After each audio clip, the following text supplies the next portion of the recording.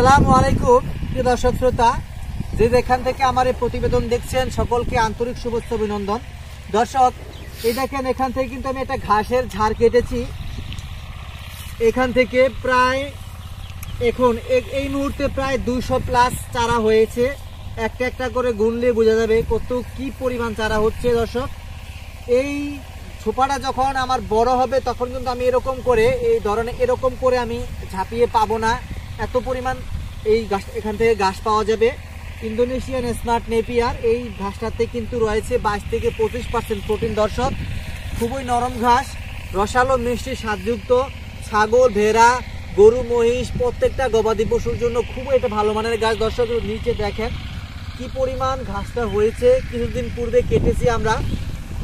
আর দর্শক, এই যে দেখেন সামনে কাটিং রয়েছে পরিপক্ক ঘাস, এই কাটিংগুলো আমরা কেটে 5 থেকে 6টা গিট করে দেখেন এখানে। দর্শক, এই দেখেন এখান থেকে কিন্তু আমি এখান থেকে এই যে পরিপক্ক কাটিং যুক্ত ঘাস এইগুলা কিন্তু কেটে আপনার 3 থেকে 4টা 5টা 6টা করে গিট আমি দিয়ে থাকি। এরকম এগুলা কাটবেন, যখন রোপণ করবেন তখন দেখবেন একটা কাটিং থেকে আবার এরকম একটা ঝাড় হবে।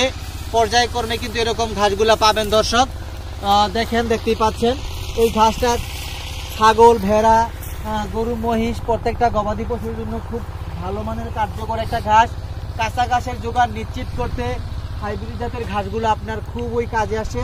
যদি কাটিং সংগ্রহ করতে চান যে কোনো জেলা থেকে, বাংলাদেশের যে কোনো উপজেলা থেকে, তাহলে স্ক্রিনে দেওয়া নাম্বারে যোগাযোগ করবেন, তাহলে আমরা আপনাদের ঠিকানা অনুযায়ী কাটিং পাঠিয়ে দেব। ধন্যবাদ সকলকে।